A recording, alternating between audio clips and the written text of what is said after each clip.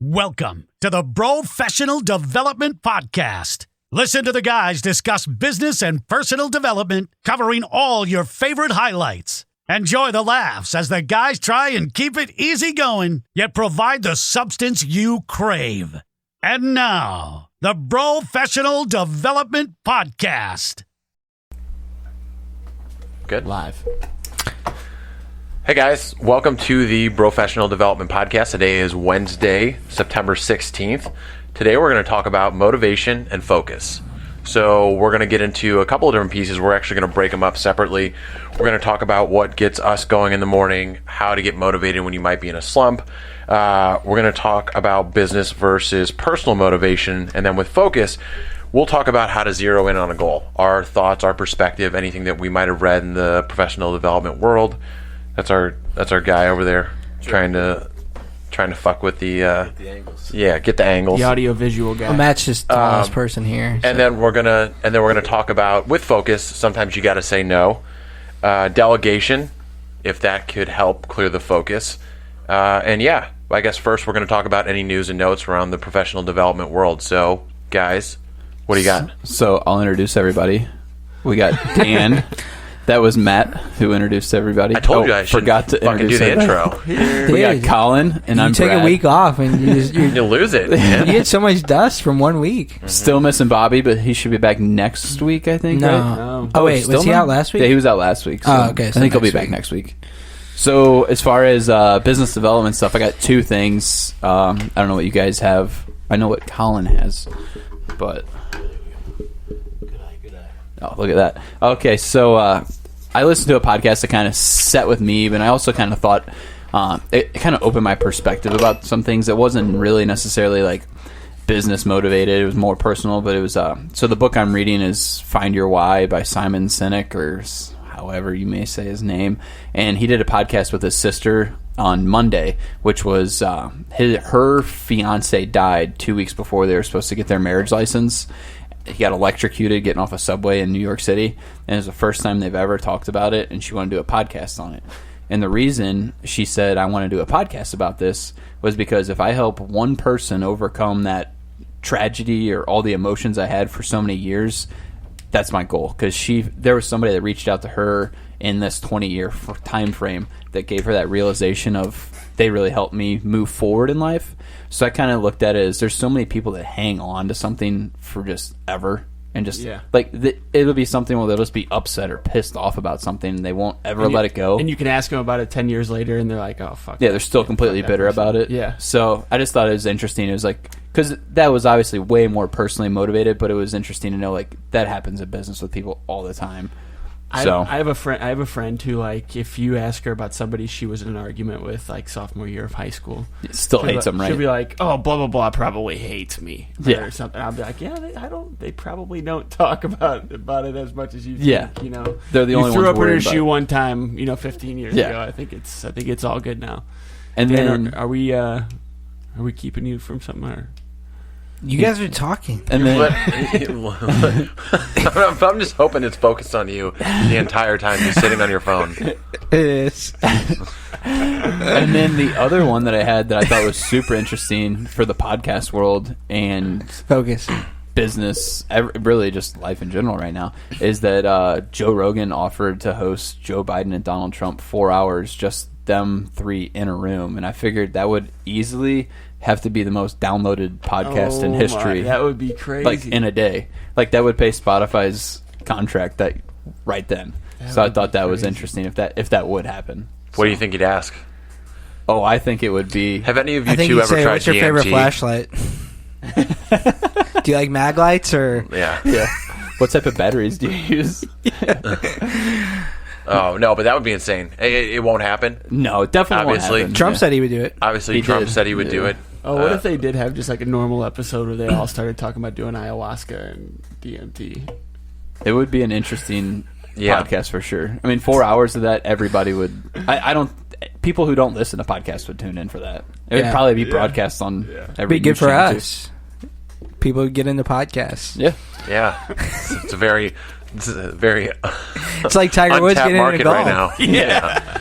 Yeah. I wonder- So I kind of have something along the political landscape. So Ed Milet, he is interviewing both sides of politics. So he just released yesterday the interview with Donald Trump Jr., and next week will be Andrew Yang. So what's cool about Ed Milet, and he's done this before, is he's not just giving you one viewpoint. He's asking basically the same hard questions to both the Republicans and the Democrats.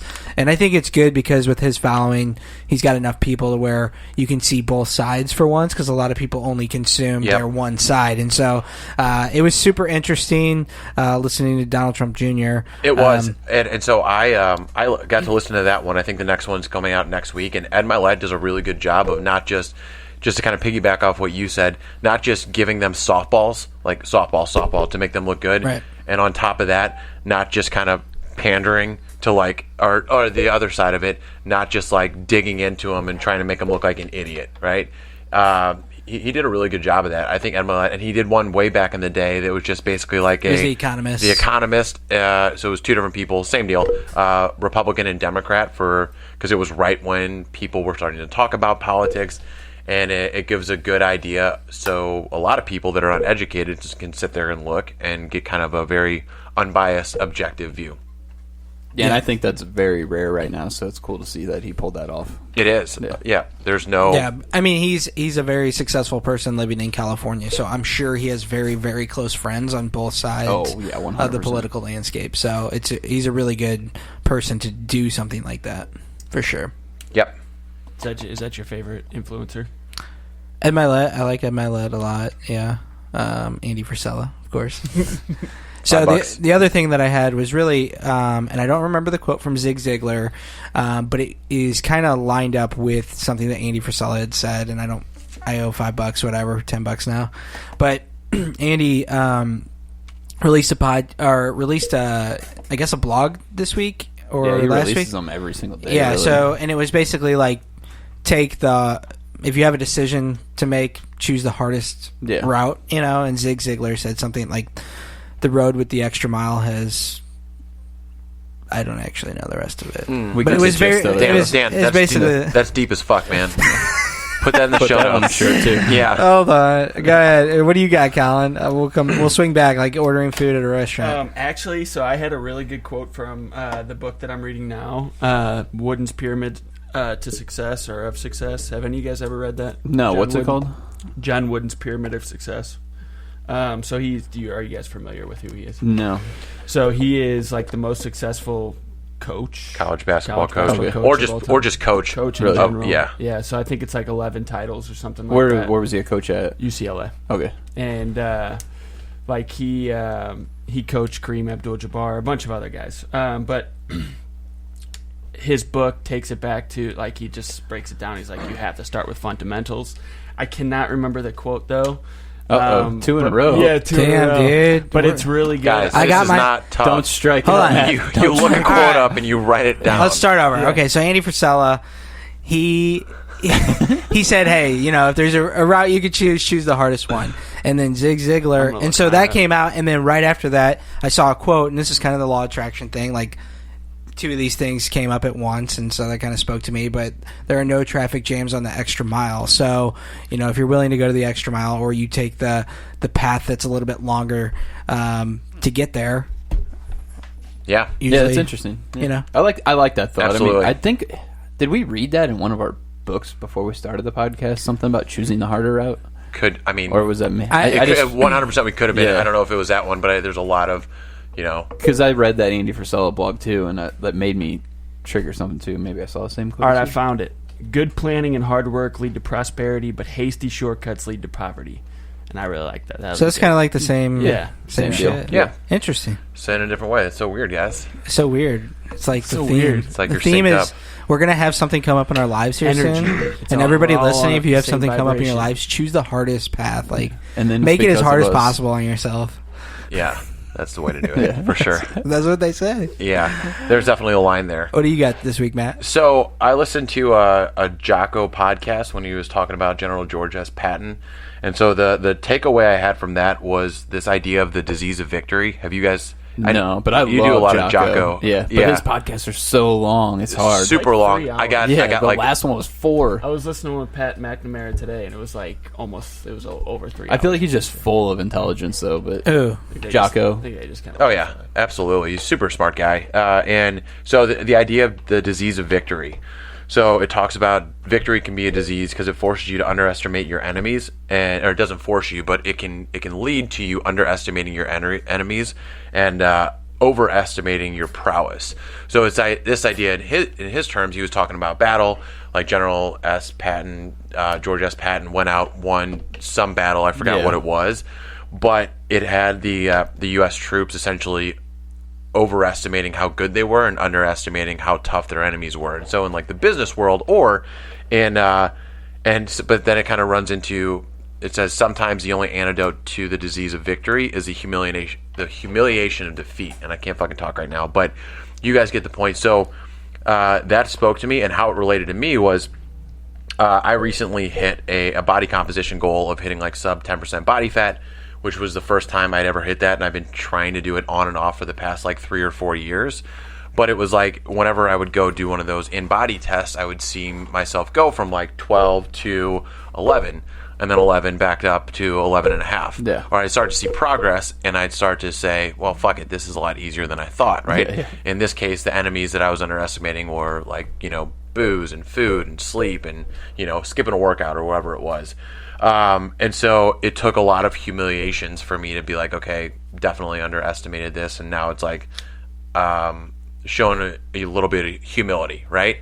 So that's kind of and can you guys relate to that in any like turn in any Yeah, sense I for like totally business can. And I actually have 100%. something kind of wrote down about that to talk later in the podcast. So. Complacency is like a big like a big motivation killer for me. Like once I'm on a good one, that's why I like this program so much, because once usually when I'm on a good wave, I'll get like 3-4 good weeks, solid weeks where I'm hitting my routine, and then I'll be like, oh shit, well, I could take a day off here, then you take another day off, 2 leads to 3, and next thing you know, like you're just restarting it all over again. Yeah, and that's that one. I think you're right. It's probably a good segue into what to talk about motivation. Yeah, and before we do that, for anybody listening, Jocko is probably one of the best, I think, at telling a story and then applying it to business in real life, as far as all the influencers I've ran into. So We're going to have to put a Jocko jar out for you. yeah, I do like him. He's good. I mean, I've only read one of his books. I think he just came out with another one, but it's good stuff. Was it Extreme Ownership? That's what I read, yeah. It's a good one. So let's roll, Matt. Cool. Motivation, Dan. While you're on your phone, what wakes you up in the morning? What gets you going? What's your motivation? What's your fuel? What's your fire? Yeah, so I mean, I read a book. So you're reading Start With Why, right? Yeah. Okay, so he also has Find Your Why, right? Like, why do you do what you do? And I mean, I've always struggled with like, why do I want to be successful? Why I don't actually know, and so I know that I want to take care of my family. I know that the story that I've shared a couple of times where I was basically dead broke and I never want to be in that position again. So it's almost like for me, going out and getting after it and trying to hit my goals is a way to like only focus on growing versus dying or going back to where I was previously. And so like that's my motivator, is more I've always been better when my back's against the wall. And so every day, like I do stupid shit. I'll tell myself like, hey, you're broke. Like, even if things are good, or even if, no matter the situation, I'm telling myself that because I know that that's a big thermometer thing for me. So Ed Milet talks about your internal thermometer, where if you're used to, and I'm just throwing out numbers, if you're used to having $50,000 in the bank and you're at $30,000, all of a sudden your thermometer kicks in and you're working your ass off to get up to $50,000. But if you have $70,000 in the bank, your thermometer also kicks in and you cool off and you get complacent and you don't go and you start to like take it easy, and then you kind of some stupid shit. Yeah, and then you get back in that range of where you feel comfortable. And so I know that I've been in that situation where I got complacent and I took it easy. I took my foot off the gas, and I learned that lesson when I first started my business. I made some money, and then I took my foot off the gas because I was like, oh, this is great, right? And so, and then I didn't have much money, and then I worked my ass off, and so now I know to recognize, like, hey, your internal thermometer is kicking in. Do you want to be complacent? And that's why I tell myself, like, maybe I shouldn't tell myself negative shit every day, but to me, that's what motivates me. Yeah. Another thing that motivates you have to raise awareness to stuff like that. Like when you start to feel it, because not everybody understands that when that's happening. You know, like when that starts to happen to you and you know it, you really have to raise awareness. Yeah, I think that's the key. And then the other thing, and this is an interesting one that motivates me probably more than anything, is somebody telling me that I can't do something. Yeah, that's definitely one. For some reason, like, that is like, all right, motherfucker. Yeah. Game Let's on. go. You know what I mean? Like Matt telling me I can't play in competitive division of his volleyball tournament. I'm ready. Fucking ready. I'm ready, baby. Yeah. So those are probably like the things that I look for that kind of spark me, you know, on a daily basis on like how to get motivated. And you know, I don't know why it's financially based, but that's kind of what it's been. I think it goes back to, like, we're naturally, as men, we're hunters, you know what I mean? Like, so I think that's why we want to accumulate so much wealth, is for our family, you know? I just kept it simple for that question. I just put my family. Yeah. So, motivation, one of the things that I forgot where I read this, but motivation is finite. Like, you only have so much motivation in the day. Like, it's almost like almost look at it like a gas tank, or motivation, or willpower, whatever you want to call it. So, you have motivation, and then you guys talk about your why, right? There's purpose. So purpose is this, greater cause, bigger thing, whatever it might be. So when your motivation runs out, that pushes you to go a little bit further. But also the idea of you want to make your actionable, like actions, whatever it is, or your money-making activities, or your fat loss activities, whatever it is, you want to turn them into habits. Because the idea, just like the power list, the idea is once something becomes a habit, you don't have to tap into your motivation gas tank, right? You don't have to like get yourself fired up for it. It's just something that's going to happen day in and day out. That's my take on it. Yeah, and you can spend I like that. I like your that. energy in other areas. Yeah. Yep. Good. Also, one thing I have is one thing that keeps me motivated is structure. Big surprise to you guys, I have to have structure in my life. Yeah. So if I'm like setting stuff early in the morning for me to go somewhere, it's like my day will be much more productive than if my mornings are like very loose. And it's like I have these things to get done, but no set time frame on them. So it's like I'll wake up at 6 o'clock in the morning, and it's like, oh, well, I don't have to get up right now. And then all of a sudden I lay around, and then it's like one of those things where the morning will control me as opposed to me controlling the morning. Or if I don't set up my day for those activities to like get shit done early, I'll literally spend 4 hours of my morning doing something that could take 2 hours or an hour and a half or whatever. Or not even know what you're doing. It'll fill that time, right? I'll literally just waste my shit. So structure is definitely something for me. Like I need to have some kind of plan. Some type of plan, what I need to do, or else, like I said, my day ends up controlling me. What about you, Brad? Mine's totally money driven. That's really it. So, but it's it's a little bit different in that sense of like, I mean, I literally put money in all caps, but it's also like, I want to create like more of a legacy. Like, I don't want to just be like rich, which I do, but I want to be able to have like that name of like, oh, that guy, he was a good dude. He made it. He's got a name in this industry. Blah blah blah. Like I want to be known. I guess. You're gonna be a titan. Yeah. Boom. Me too. I do too. So, yeah. But I think that all of us, like I just talked about money. You talk about money, but you're doing a great job with 75 Hard and getting better there. You've been high level racing, all that stuff. I think, and Matt with volleyball, Colin. Damn. Can't think of anything that I'm doing good at. Huh? I'm just joking, dude. Being a fucking you're doing a good job. Well, because of the golf thing, you know, I couldn't say it. No, but Colin.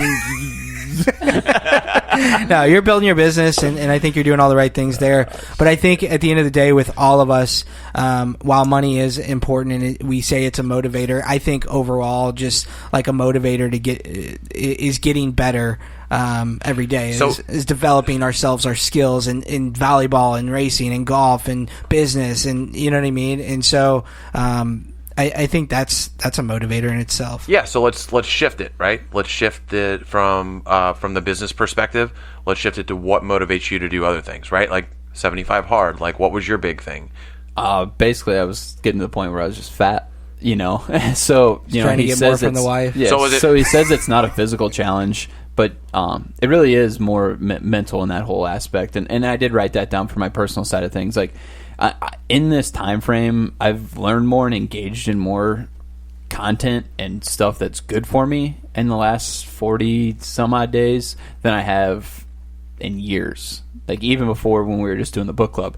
So, and the thing about that too is, and I'm sure Colin can agree, I know Dan can't, but when you check off a day and you get it done, like, to me that's like an accomplishment. That's why I could never work a job where I'm just pushing this paper down to somebody else, because I would never see that end goal. Yeah. I would never get that sense of accomplishment. That would kill me. Like, I'd have to work in some sort of field where whatever I start, I can finish, or I can at least see the finished product leave the door and know that I contributed.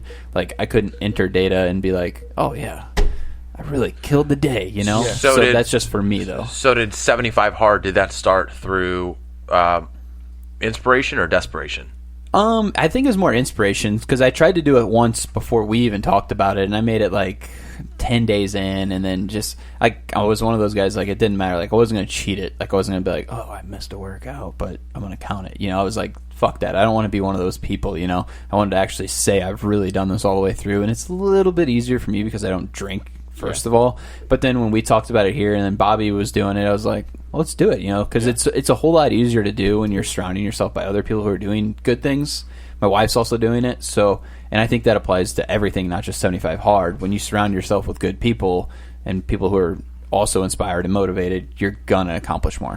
Yeah, and I was gonna actually say that right when you opened up. Like, what's another motivator? An accountability person, whether they know that they hold me accountable or not.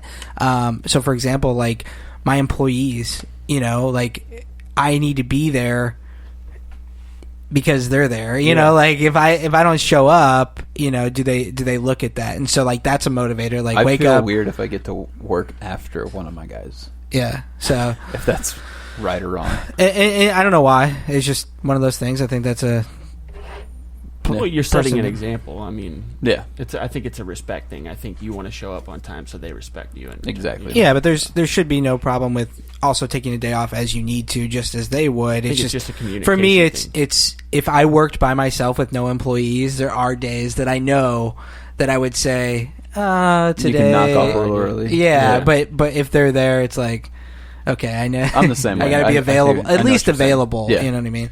Yeah. So let's talk about kind of going back to my thing. And here's like a real problem I struggle with, which is I try to do too much sometimes, right? So I've got my business that I love, I enjoy, and I work at, but I also like having my social life. I really enjoy coaching kids, right? Like, that's a big thing for me too. I'm putting on a volleyball charity fundraiser for a close friend of mine and his family. By the way, I like keeping active. I like working out. I like playing volleyball. I love doing this podcast. I've got some spiritual practices I want to keep up with. So I'm motivated to do all those things, but sometimes a lot of times I find myself like, I don't have enough for all those buckets. Yeah. So, like, what are you guys like? Do you guys ever find yourself there, or do you have any suggestions on, like, Yeah. do you think it kind of comes back to the one thing, which is kind of the book that we talked about, that I'm not putting enough focus? Yeah, I was going to ask you a quick question. So Colin and I are getting teams in, and just if you had to bet whose team would win, whose team's will you put us against each other? Oh, dude. Yeah, you guys will be in the same division. No, I mean, like, first game.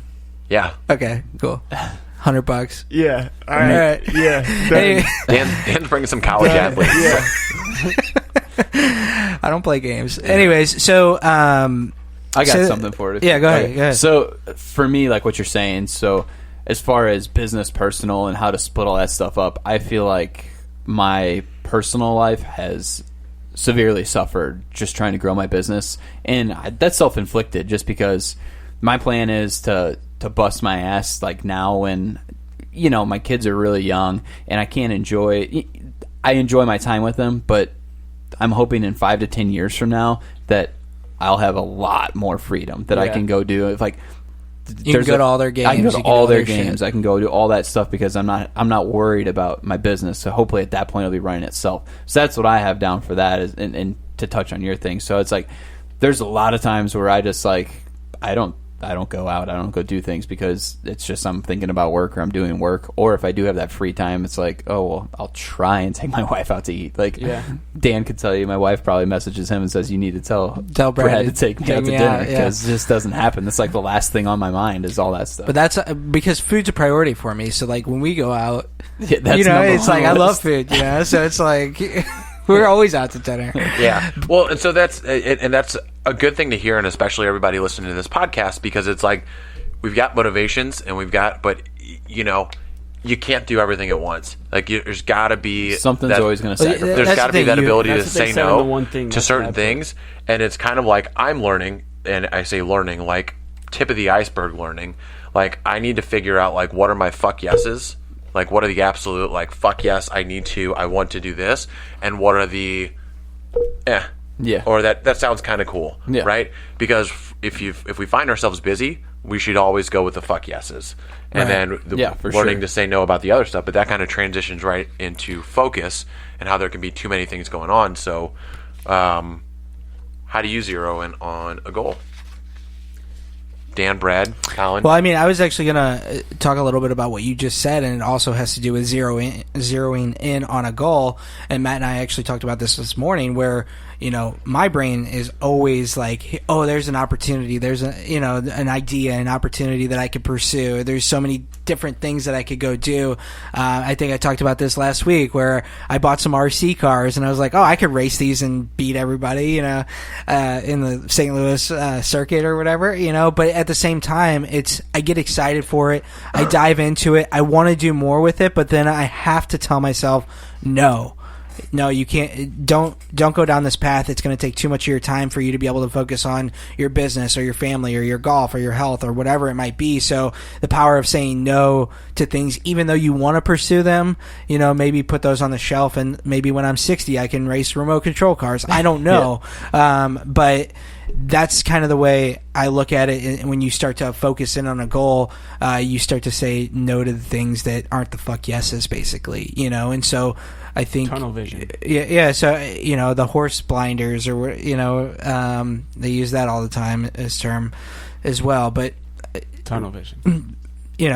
I had Gig Me, right, the mobile app, and I had Full Circle at the same time. And Full Circle was what paid the bills, and Gig Me wasn't. And I wanted to grow Gig Me, but Full Circle actually started slacking because I was putting time into that instead of putting all my time into one thing. And so I think you learn that lesson through trial and error, but at the same time, it's like when I quit focusing on this, Full Circle blew up, and so now I realize to hone in on a goal, I need to put 100% effort in. Right, but is there a time, is there a way to figure out when to say no, right? Like I said, yeah, the fuck yeses, but it's just like, is there a time, do you just have to basically set your priorities and be like, hey, this is my number one right now, this is my number two, this is my number three, and then just kind of devote your time based off that? I know there's no exact science to this, but obviously we're not the only people that have gone through struggling with kind of wanting to do everything, but being able to do nothing, or trying to do everything and just not putting in enough effort because you don't have enough time and energy for each bucket. Right. Yeah. So 100%. I think it's a discipline and focus thing, not just a focus thing. Right. So you have to figure out, what are my long-term goals? Start somewhere there. How am I going to get there? What is the one thing that's going to get me to the next step? We've gone through all this, right? Yeah. So, and then when you break it down to baby steps, if it doesn't align with your principles of hitting your long-term goal, just remove it. That's when you say no. To me. And for me, I mean, as bad as it sounds, is I literally base it all off of money.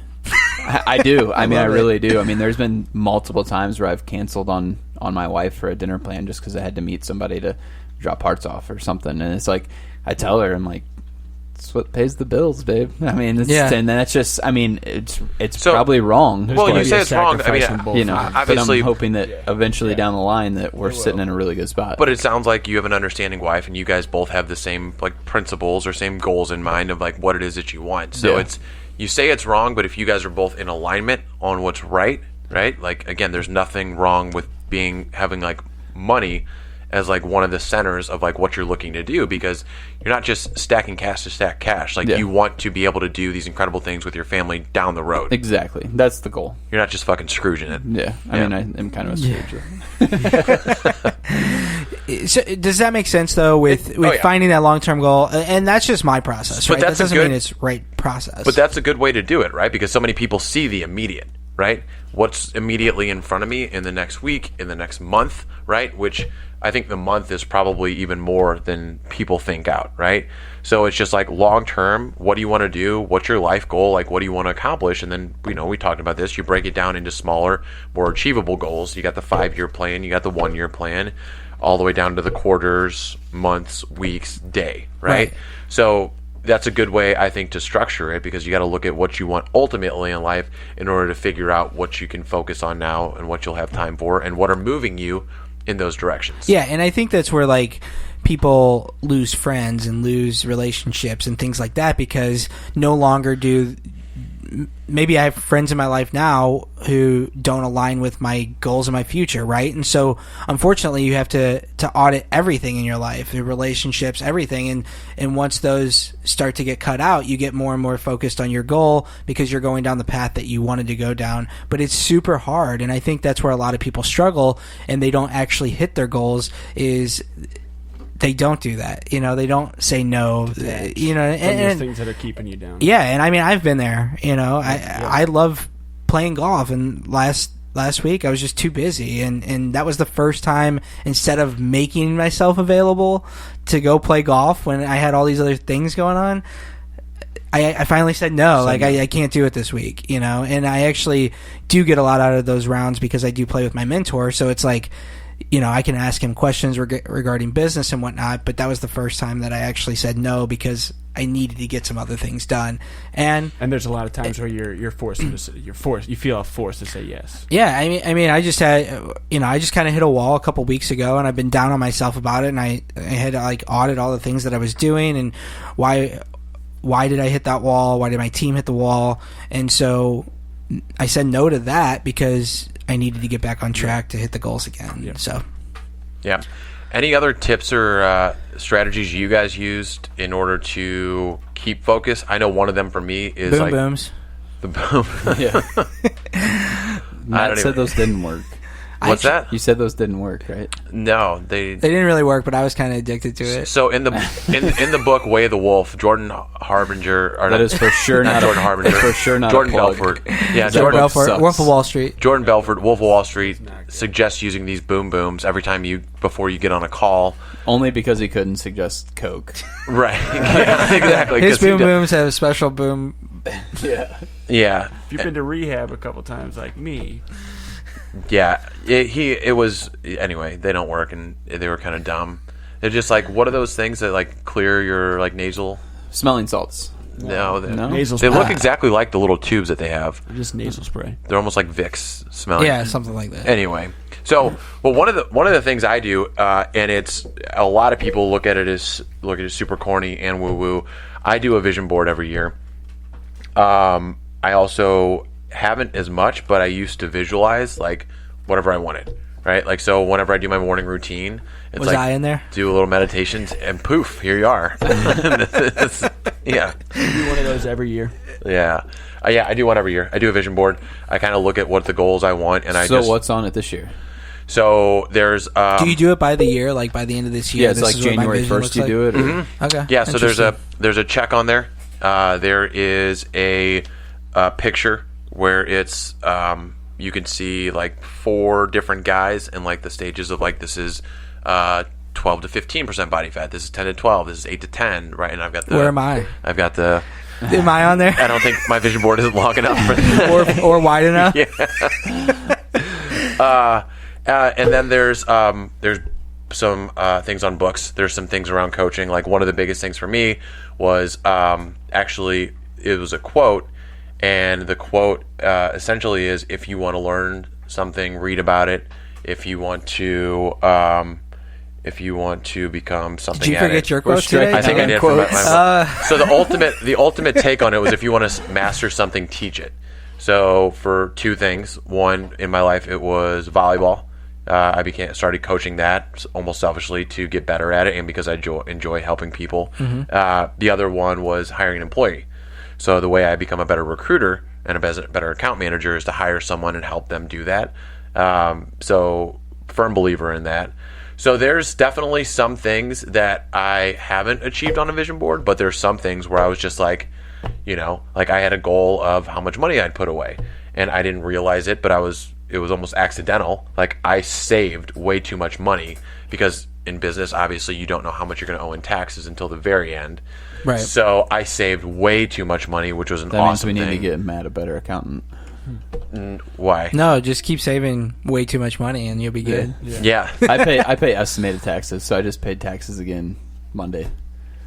Yeah. I think the big thing there was I made a lot more this year than I did last year, and so my estimated taxes were low, which actually doesn't make sense. So I just put 40% away of everything and ended up having more money. Anywho, but the visualization board is just like you keep it at the forefront of your mind, right? It's law of attraction stuff. I don't care how woo-woo it is. I just got a new SUV. I got a 4Runner. I love it. And literally all of a sudden now I see 4Runners everywhere. Every car ride I see 3 to 4 4Runners. Yeah. And again, it's one of those things. They weren't there to fucking begin with, or they weren't there just because I bought a 4Runner. Everyone's like, "Oh, Matt Cresco's really fucking cool. I need to get a 4Runner." Everybody bought them yesterday. But they're there because I fucking started researching them. I looked into it, the pricing, the fucking features, the different models, the SR5s, the TRD, like whatever it is. I looked into it so much that I started recognizing that there was a fuck ton of those out there. Different types of models. Right. So, anywho, visualization, that board, and kind of trying to visualize whether it's your day, your week, or one of the goals you're going to accomplish, that's one of the things that helps me keep focus. Because even if I have a shitty day, if I start every single day of thinking of like my goal, what do I want to achieve, there's a good chance that I'm going to do something to inch towards that. Yeah. Yeah. I actually don't have like an actual board, but what I do is when I see shit that I like, I'll either repost it or I'll take a screenshot of it, like a 911 GT3 RS. Or the other day I posted a boat and it had 6 outboard 450 engines on it. So that's the shit that like I want to achieve. Enough to pull you down the I would like that to happen in a year, but to me that's kind of long-term goal stuff. Like I don't even know if I really want this stuff. I just want to get to the lifestyle to where if I wanted to hop on a boat, buy it, you could buy it. Yeah. Should we do a group vision board? Yeah, for next week. Like everybody sit down. Okay, but here's the thing. We're going to sit down with magazines. If we and say we're going to do it, sit down with a bunch of glue. We could do a video like for YouTube where we're all like A mashup. put some music. How to and create we're a all vision just board. like, yeah, Brad's is easy, just fucking dollar Just sign. money. it's a $100 bill. Yeah. Done. Yeah, so interesting. Yeah, I mean, I definitely screenshot some stuff that I want out of life and like what type of lifestyle I want to be in the future. But I don't do one by the year. Maybe I should do that. Yeah, that's interesting. What do you do?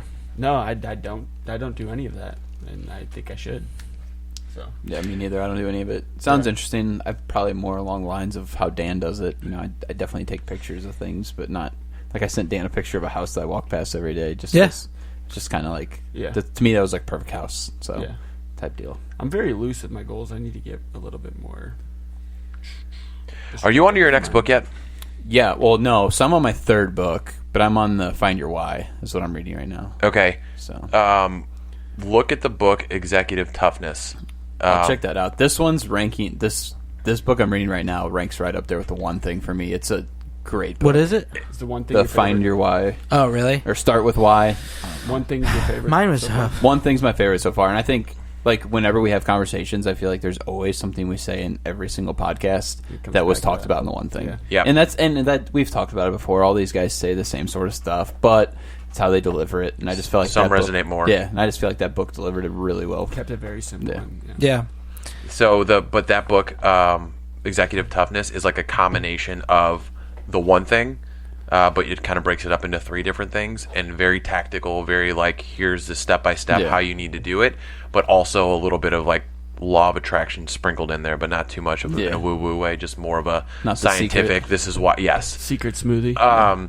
So with that, the the people with a good amount of employees, Brad and Dan, does delegating help you keep your focus, or wait, do you have an assistant, don't you? Yeah, I have 2 of them. Okay, so everybody talk about that. Talk about how can delegating help you keep your focus, and at some points can it hurt it?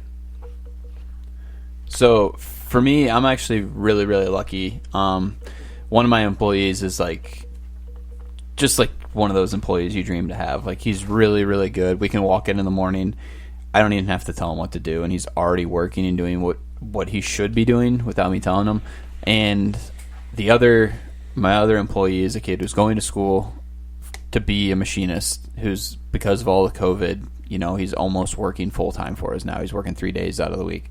And when we first started, I tried to delegate things to him, and it just didn't sit. Like, he just, he's 19 years old. It just didn't hit right, and I'm expecting, graduated with this, he wasn't pulling it off. And so a thing for me that I like to delegate is I have absolutely no problem showing you how to do something once. I'll sit down, I'll take the time out of my day to show you how to do this. After I show you once, I don't expect you to come back and ask me again. Yeah. So that's, for me, I'll show everybody one time, and then after that, if I say, hey, go do that, they're just going to go do it.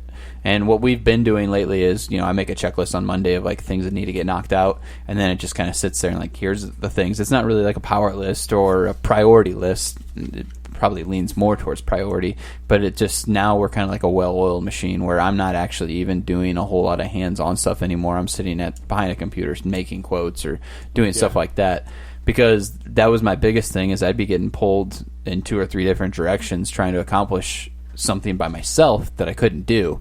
So what I have been doing to really rule that out is I'll lock myself inside my actual office and just knock stuff out. Yeah. And that's the only way I could really get things done by myself, is if I'm in the office. But I'm super fortunate with my employees as far as delegating goes. And like I said, the kid struggled to begin with, but now he's at the point where he sees how the shop works and he's getting it done. Yeah. So, which is good. Delegating for me was that was hard for me to get into. I didn't necessarily trust my first employee. Why? I just wasn't getting stuff. He wasn't quick at getting stuff done, simple stuff. Now he's working for me and my boss, so he would always. I just felt like there was always a lot of excuses. You know what I mean? For stuff that should have been done same day or within 24 hours, it was always getting pushed to the side. Yeah, I mean, he got behind in his first year. He got behind like 2 months on some stuff that he gets all my mail. So any mortgage change, so you just bought your house, so if your mortgage company sells it to Wells Fargo's going to send us something, so he gets that. Well, he was 2 months behind on all of our shit. So I told him, I was like, dude, you got to come up on Saturday. And so I came up. I met him up at the office on Saturday, and I went through all the shit with him. But it definitely helps me to delegate, to not do any of that service work, to be able to sit down and make those sales calls. I mean, now, does he still work for you? Yeah. He does? Yeah. I mean, sometimes it just takes a conversation. Well, he had never done insurance before, and it was just, for me, it was frustrating, because some of the stuff, it was just we showed you how to do it. All you got to do is do it. You don't have to talk to anybody. You don't have to. It's all faxing. It's just simple stuff. I don't know how to fax anything. Yeah. You don't really? I've never faxed people anything. Use a fax machine still? Yeah, actually it is. It is an email now. You can scan So then why are you documents from your saying iPhone. faxing? Well, we fax it through an email. It actually is weird. Through our IT company, it goes through. We put the fax number in the subject line, and it gets faxed over. Anyway, you can email it too, but it wasn't getting done. So I had to show up. Yeah, there was back-to-back Saturdays to get all that shit knocked out. But yeah, he still works for me. But yeah, definitely helps me stay focused, because I can focus on the stuff that makes me money, not the stuff that stuff that you shouldn't be worrying about. Yeah, right. Yeah. So delegating was weird for me. I gathered a lot of people in a short period of time, and so the training thing is one thing. That's something that everybody has to do, right? You have to train. So did I get more focus on forward moving things during the training period? No. And then I'm in this weird spot where I've become like a high level admin. And so I delegate the work comes back to me, and now I'm like an account manager where I then quarterback it to my clients. So like if we get a candidate, this candidate's best for XYZ client, send it to that client. And so that I was consumed by that, and so I got away from recruiting, and I got away from some of the key parts of the business to keep it moving forward. Now we were doing very well during this time, so I didn't really need more clients or anything like that, but I didn't get to focus on high level strategy. I was really just a high level admin delegating from my employees to clients, and going back and forth. So I was like playing telephone. I was like an operator basically, and so it would be nice to maybe put a manager in that role, and then be able to focus on like forward moving things. And maybe that's where I got stuck, because we were doing so good and everything was flowing, but I didn't get to move the business forward at the time. And so I started recruiting again, just to like get to kind of like do something that makes me feel accomplished, because really I was just moving stuff along. And what I find interesting about that, I don't know if it was in what book we read, or maybe it was just me that read it, talking about how leaders actually lead and managers only manage, and managers cannot be leaders. So Is that 7 Habits? I think it might have been 7 Habits. Dan probably didn't get that far. I think I did. Yeah, so it did talk about that. So that would be interesting, like if you could get yourself in a position that you could just lead instead of having to manage, like you're saying. Yeah. So, well, Or you're just kind of orchestrating everything, you mean? Yeah, like because managers, like you could train a monkey to really manage. Yeah. But if you want to lead, the hardest part is the relationship aspect of my business. It'd be like your client, like you saying, "Hey, deal with Bob," and you're never going to talk to me again. Yeah, for sure. That'd be hard, especially where it's such a small stage, really, of what our end goal hopefully is. Right. So I got to figure out like how do you transition that, and I actually transitioned 2 clients to somebody who quit after 5 weeks. So got to reel that one back in now, right? Yeah. So now I got to reach back out to them. Oh, by the way, that person left. So whatever. Oh, you teed them up as an account manager. Yeah, I was trying to delegate some accounts that weren't core clients for me, so that I didn't have to do as much, and kind of start to build that process out. But next person. I think that's all I got. Anybody else? No, I mean I think we covered a lot there. So those are 2 pretty juicy topics, right? Yeah, and I like to. I mean, we were short to the point today. Yep. So hopefully you guys got a couple of tips on motivation and focus, how to stay motivated, how to use that to drive your habits, how to keep the focus, and how to keep your goals in front of you so you're constantly, the more you focus on them, the more likely you are to achieve those. If you guys obviously have any questions, hit us up on any of our social media. Feel free to subscribe, share, email us if you have questions, or if you want to come on the pod, or if you'd like to see somebody on the podcast. We've got a couple of guests keyed up that we just don't have dates set in yet. So always open for suggestions and feedback. And I'll dive in real quick. So we do this, we love getting together as friends, but we do this for you guys out there too who are listening. So if there's any way you could give us a rating, let us know how we're doing. If there's anything we can do better, we're definitely open to that feedback. So we're just trying to get better every episode, and appreciate you guys listening. That's right. And do we have a challenge? Are we doing a vision board for next week? I think we should. I mean, that's easy. You can screenshot. So wait, we're doing a vision board next week? Matt's already got his, so it's easy. Well, that's fine. Well, no, I got a couple months before I have to do mine again. So no, I've got mine for the year. We'll just do like a quick shot. Are we doing a annual one, or are we doing? Yeah. Oh, so that's fine. time. We'll do a vision board first. So just like a basic, just like 8x10 piece of paper. All you got to do is a piece of paper, and then you can literally take Google Images off and put it on It's there. super easy, but I'm still confused. So are we just bringing things to like put on No, we're gonna have it all done when you walk in. So bring glue. Yeah.